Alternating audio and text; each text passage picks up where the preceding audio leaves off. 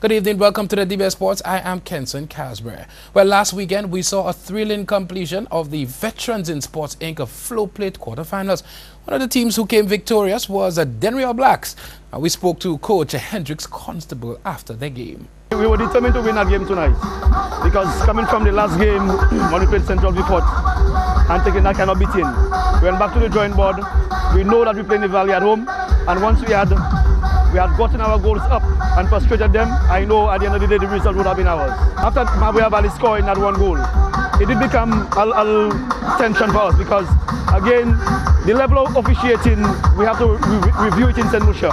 You know, because my players got a little skeptical because they were getting yellow cards one behind the other and the tackling, and they were not too comfortable as to going into tackle. So I got a bit scared that the Valley would capitalize on that. Wow, All Blacks is in.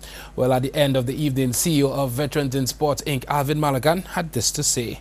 I think it's a good kickoff from the festive break here for the quarterfinals of the Caribbean Alliance Gold Cup and the Plate Championship. You know, this weekend was all about the Flow Plate Championship, and we had a wonderful weekend down in the Mabuya Valley. You know, we saw 4 exciting games, you know, really setting the tone for, you know, what's to come. You know, I think, boy, we had some serious upsets. You know, yesterday, you know, some good quality matches, you know, but it sets the tone for what's ahead and things. So, what's ahead? One of the greatest and most accomplished football players in St. Lucia's history is on his way to St. Lucia ahead of the quarterfinals of the main championship of the Veterans Football Tournament. Oh, Jude Ball Hog Shaw, born the 9th of October 1971, is a former St. Lucia captain who played as a striker.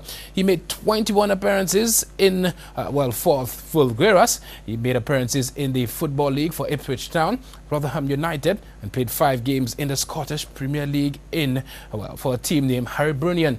Now, in December 1996, he made his only appearance for Ipswich Town, coming on as a substitute in a 1-1 home draw against Stoke City. He was the leading scorer for Rotherham United FC during the 1996 and 1997 season prior to moving to Plymouth. After his retirement in December 2009, he began coaching as an assistant to former St. Lucia national team head coach Stuart Charles Favre with W Connection. Well, he will be suiting up for Central VA4 Veterans Action this Sunday. For the past 3 years, Backerson has successfully partnered with Veterans in Sports Inc. in hosting its annual tournament and the DJ Dunga Backerson tournament, which initially commenced with 4 teams in the Dennery area. Subsequently, this sponsorship has spread through to Derizo, Monrepo, and the Viewfort community, doing a number of preliminary matches leading up to the DJ Dunga Backerson tournament, which has blossomed into 8 teams. This tournament is expected to kick off soon. Now, the Backerson brand has understood the need for private entities to provide a much greater support to sporting entities on the island. As a result, they will now adopt 3 teams on the island who will be presented with their playing kit on a Thursday, 17th January 2019 at Jamrock Reggae Cafe and Grill in Rodney Bay. The Backerson press launch commences at 6 p.m. Nice. Now, the St. Lucia Olympic Committee, SLOC, they presented to the media, the public, its a project development officer at the Olympic House on Tuesday, 15th January 2019. Over a period of time, SLOC conducted a search to arrive at an ideal project officer who would assist them in crafting the way forward so that they can continue to develop and produce Olympians from the sporting fraternity. This individual's primary focus would be to conduct assessment, provide technical support, assist the SLOC with the development of their strategic plans for the next 5 years, and assist and provide technical support to the affiliates in order to strengthen capacity. Out of the 6 individuals who were shortlisted for the post, Mr. Andy Bell has been given the nod. His appointment is being facilitated and financed through the Pan American Sports Organization in the first instance for 2 years. Meanwhile, the Sacred Sports Foundation Inc. continues its programming on the island. Now, due to the success of the Beyond the Bell after-school program in Soufrière, USAID has contracted Sacred Sports Foundation to deliver a similar program in Viewfort. 40 students ranging from the age 11 to 15 from the Bruceville community have been selected to attend the program, which combined after-school education, sports, life, and the conflict resolution together.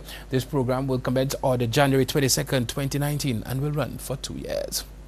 Well, the Guyana Cricket Board have announced the appointment of Shivnarine Chanderpaul as the Guyana's interim assistant head coach, as Ryan Griffith has now been elevated to the rank of head coach. The GCB wishes to indicate that the appointment of Chanderpaul comes at an imperative time in the development of Guyana's cricket, where the utilization of knowledgeable and experienced coaches can lend effective support to the program, which has demonstrated significant growth. His appointment has been aided by his on and off the field experience in the sport. In addition, he has been a very productive ambassador, having played at all levels of cricket, and it is anticipated that he will transfer knowledge, valuable knowledge, to the Jaguars. Now, in further cricketing news, 2 uncapped players have been included in the West Indies team, which will face England in the upcoming series in the Caribbean. The players are opening batsman John Campbell and right-handed middle-order batsman Shamar Brooks. Now, both Brooks and Campbell, they merit their selection in recognition of their solid first-class performances over the last 3 years. In addition, talented left-handed batsman Darren Bravo and young promising fast bowler Zari Joseph both make a welcome return to the squad. Exciting fast bowler Jamaican O'Shane Thomas is included in the lineup as cover for Joseph. Courtney Brown, the chairman of selectors, indicated that despite the anticipated impending tough series against England and the disappointment of the Bangladesh tour, the team is well balanced with players who have proven themselves in test matches and the other region and international fixtures. Well, the food squad reads, as we said last night, the captain is Jason Holder, Craig Bradford, Darren Bravo, Shamar Brooks, John Campbell, Roston Chase, Shane Dorridge, Shannon Gabriel, Shimron Hitmeyer, Shea Hope, Kimaruch, and Jamel Warrican. Now, the English cricket team is currently in the Caribbean for their longest tour in the last 10 years. This tour is expected to include 3 tests, 5 ODIs and 3 T20s, with the first test bowling off in Barbados on January 23, 2019. The final test in the series will be played in St. Lucia from February 9th to 13th.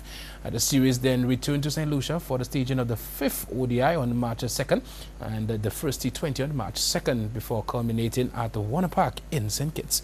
Meanwhile, their tour match against the President 11, England closed the first day on 317 with captain Joe Root at 87, Ben Stokes 56, and Chris Wokes on 39. Wow.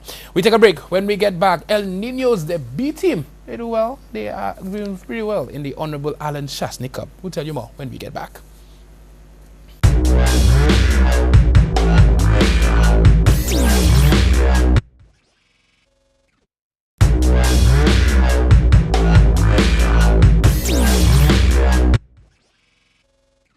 Welcome back. Well, the Adventist Premier League APL continues its campaign of evangelism and social upliftment through sports development, with weekly friendly games as a lead-up to its annual tournament scheduled to commence in February 2019. To this end, the second of 2 exciting encounters between Castries and a mixed APL team, it's called the Max.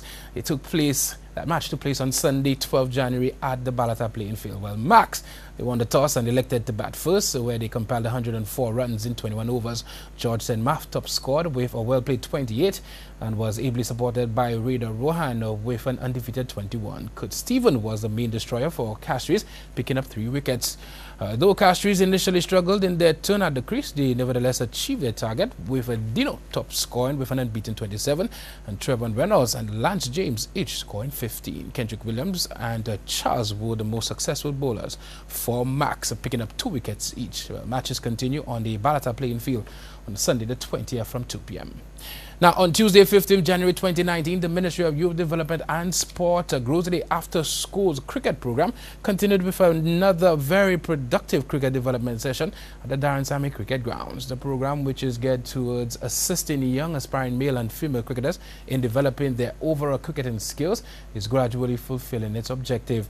As has been the norm, the students who showed up displayed quite a lot of interest and enthusiasm and thoroughly enjoyed themselves. The program remains open to anyone wanting to participate and continues on Wednesday, 16th January from 4 p.m.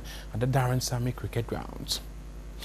Well, on Tuesday, 15th January 2019, El Nino's B team, they came up against Diamond Ballers in the third match of the Honorable Alan Shastney-sponsored District Rep Football Cup. El Nino's B, who drew first blood from the boots of Justinal Flavius in the 69th minute, they went on to win.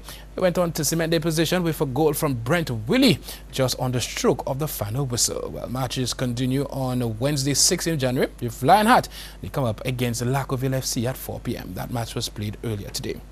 Well, the lawyer of Catherine Mayorga, who has accused Cristiano Ronaldo of raping her in 2009, will travel to London to meet another woman who claims to be the Juventus forward's ex-girlfriend.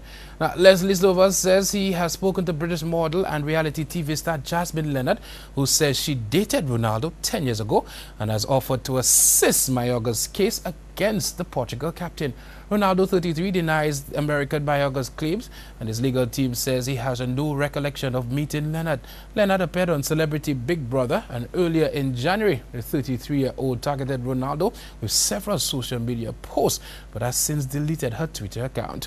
The rape allegations against the former Manchester United and Real Madrid player relates to an incident which took place in a Las Vegas hotel. Police in the American city have issued a warrant for his sample, that's his DNA sample, as part of their investigation. But his lawyer told BBC Sport it is a very standard request. Well, finally, defending champion Caroline Wozniacki eased into the third round of the Australian Open with a straight-set win over Sweden's Johanna Larsson. The Danish third seed needed just 66 minutes to beat world number 75 Larsson 6-1, 6-3. Now, three-time Grand Slam champion Angelique Kerber overcame Beatrice Haddad-Mayer 6-2, 6-3. She will face wildcard Kimberly Birrell after the world number 240 stunned the 29th seed Donna Vekic.